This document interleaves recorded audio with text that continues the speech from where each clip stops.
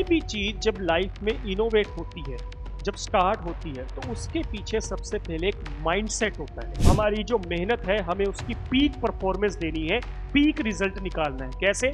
6 to 7 hours की sleep आपको लेनी है, क्योंकि जो ब्रेन है, जब हम सोते हैं तब उसने जो दिन में जो भी चीजें हमने पढ़ी हैं, वो उस मेमोरी को, जो शॉर्ट टर्म मेमोरी होती है, उसको लॉन्ग टर्म मेमोरी में कन्वर्ट करता है। फिजिक्स में कभी भी रोट लर्निंग पॉसिबल ही नहीं है। आप रोट लर्निंग करोगे और फिर से भूल जाओगे। Dear NEET aspirants, as you know, today is 31st January, और अगर हम इस साल के नीट की बात करें, so the tentative date for the NEET could be 3 May 2026। And now practically speaking, तो हम अगर देखें, हमारे पास अब लास्ट 90 डेज हैं to give our preparation a final push. So sometimes if you wonder, कुछ बच्चे होते हैं, जैसे हम सब लोग नीट का प्रेपरेशन कर रहे हैं, तो समटाइम्स आप 450 स्कोर कर रहे हो कंटिन्यूसली, या 500 स्कोर कर रहे हो, तो ऐसे बच्चे मेहनत तो कर रहे हैं, बट कभी कभी ऐसा होता है कि अनइंटेंशनली वो कुछ मिस्टेक्स कर रहे हैं, जिसकी वजह से उनका जो स्कोर है वो एक सेफ 600 से 500, 470, 480 या 530 के आसपास रह जाता है। तो ऐसे बच्चों का जब सिलेक्शन नहीं होता है, तो हमें काइंड ऑफ थोड़ा सा फील होता है उनके लिए।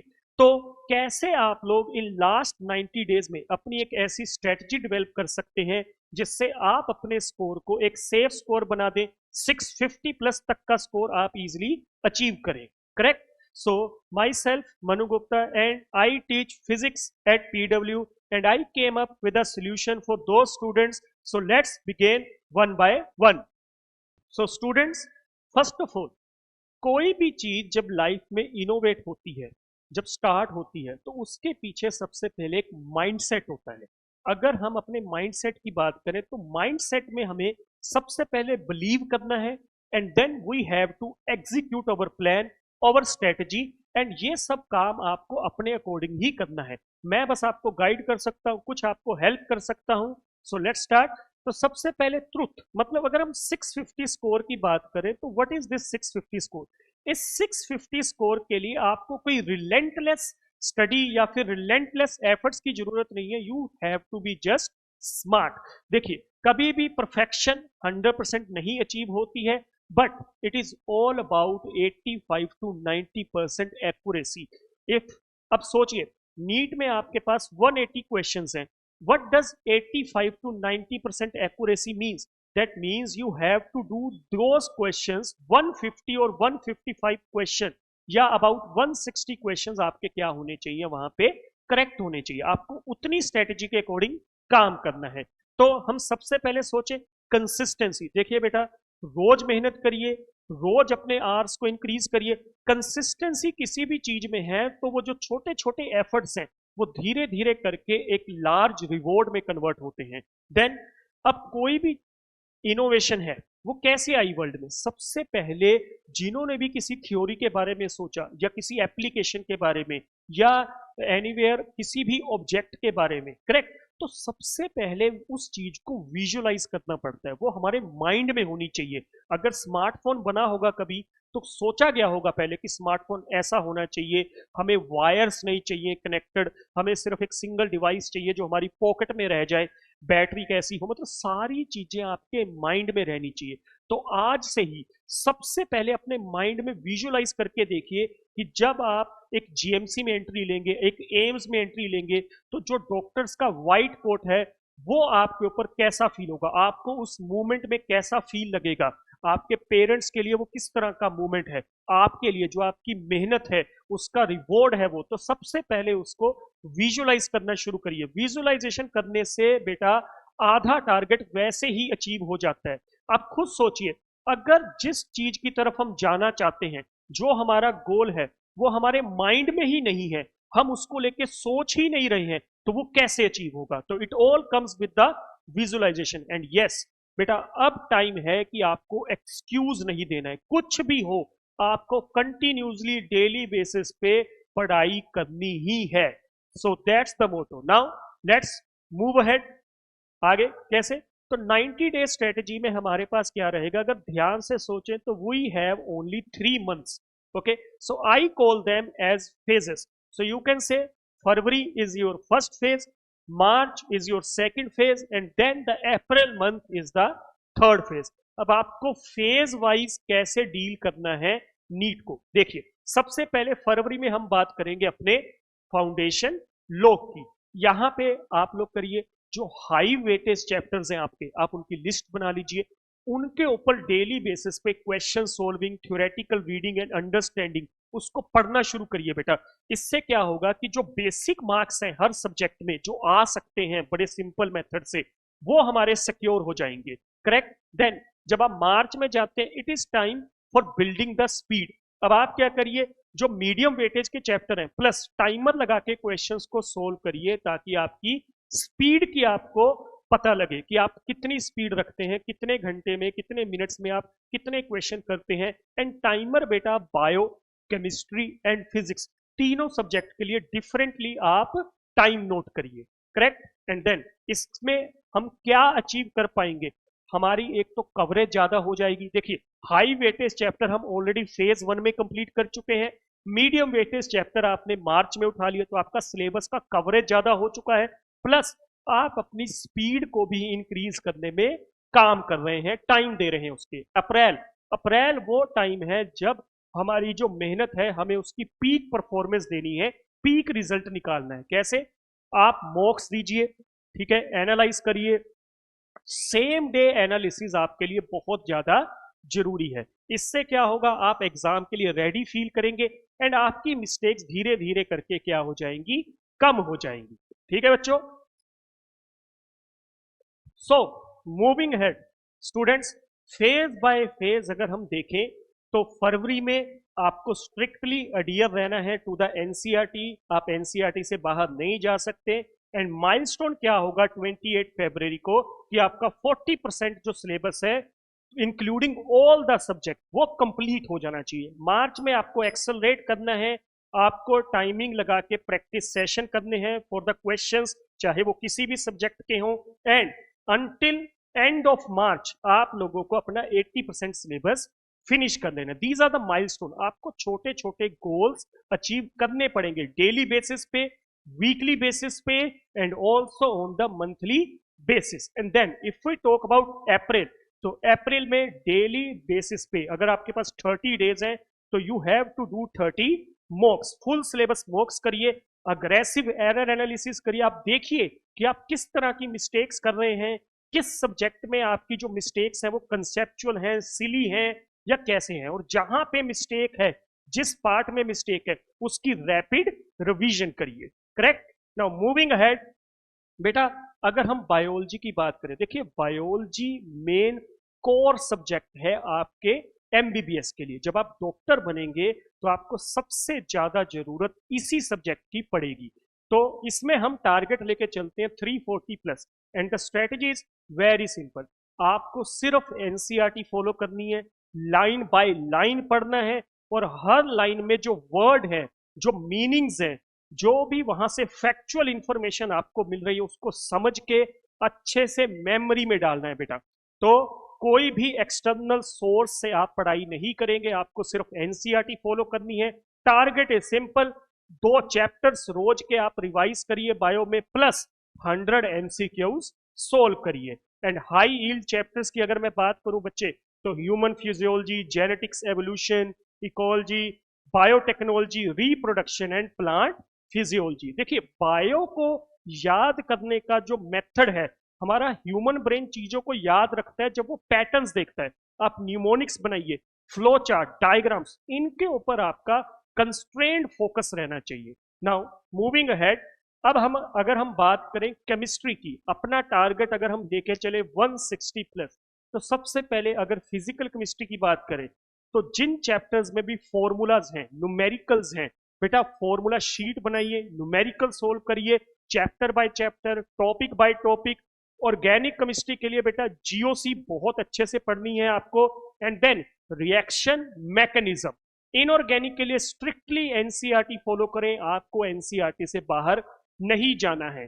केमिस्ट्री में हाई यील्ड इंटेल ये कहती है कि कोऑर्डिनेशन कंपाउंड, हाइड्रोकार्बन्स और केमिकल बॉन्डिंग, ये कुछ ऐसे चैप्टर हैं जिनसे ओवर द हिस्टोरिकल डेटा हमने ज्यादा क्वेश्चंस देखे हैं। प्लस अब आपका यहाँ पे जो डेली टारगेट रहेगा वो क्या है, वो है आपको 50 एमसीक्यू सोल्व करने हैं, and on a regular basis आप लोग 5 रिएक्शन के मैकेनिज्म को आप बाय हैंड राइट करके देखिए और उसको बाद में चेक करिए कि कितना आपका सही है और कहाँ पे मिस्टेक है। तो इसको जब आप बार बार लिखेंगे, बेटा लिखने से जो चीजें हैं वो जल्दी याद होती हैं, वो मेमोरी में हमारी बैठती हैं। Correct, moving ahead. अब अगर फिजिक्स की बात करें, बीइंग अ फिजिक्स टीचर, बेटा मैं आप लोगों को ये कह सकता हूं स्ट्रिक्टली कि हर चैप्टर की जो फॉर्मूला शीट है वो आपके लिए एक एसेट का काम करेगी। बेटा इस चीज ने मुझे खुद हेल्प की है अपनी स्टडी के दौरान, अब ये आपको भी बहुत हेल्प करेगी। देखिए फिजिक्स में अगर मैं नीट की बात करूं तो बेटा 30 क्वेश्चंस आपको हमेशा सीधे मिलते हैं, मतलब अगर आपकी रीडिंग अच्छी है तो आपको फॉर्मूला याद आएगा या कोई तरीका याद आएगा, उससे आपका क्वेश्चन बहुत जल्दी सोल्व हो जाएगा।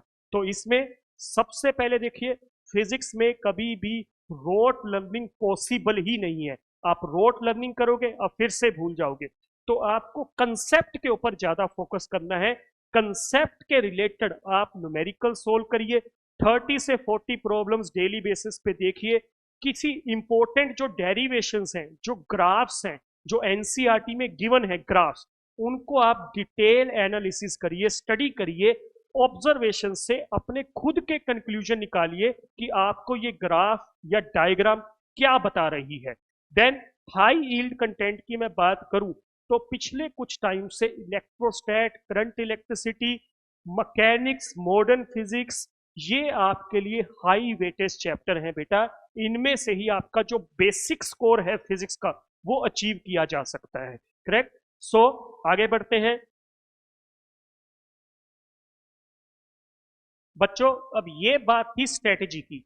अब नेक्स्ट वी विल डिस्कस कि हमने स्ट्रेटेजी तो बना ली है, अब now we have to look for it कि हमें चेक करना है कि हम अपनी स्ट्रेटेजी के साथ कितना अलाइन है। तो हमें उसको चेक भी करना है। चेक कैसे करना है बेटा, देखिए हम लोग अपने डेली बेसिस पे जो मॉक देंगे, जैसे फेज 3 में हमें डेली बेसिस पे मॉक देने हैं, एंड अगर आप फेज 1 और 2 की बात करें फरवरी और मार्च, वहां पे भी आपकी जो फ्रिक्वेंसी है, आप अगर वीकली बेसिस पे 3 मॉक भी देते हैं तो बेटा ग्राफ जरूर प्लॉट करिए। आप देखिए कि आप इधर डेट लिख सकते हैं हॉरिजॉन्टल एक्सिस में, एंड वाई एक्सिस में आप स्कोर लिख लीजिए। ठीक है बच्चों, तो आप अपने स्कोर को इंप्रूव करिए, एक टारगेट लेके चलिए, और इस ग्राफ से आपको पता लगेगा कि आप स्ट्रेटेजी के साथ कितना अलाइन है। अगर this graph is continuously increasing, छोटा मोटा अप एंड डाउन या डिप आ सकता है, बट ये ऑन एन एवरेज अगर ये ग्राफ कंटिन्यूसली इंक्रीज हो रहा है, दैट मीन्स आप अपनी स्ट्रेटेजी के साथ कंप्लीटली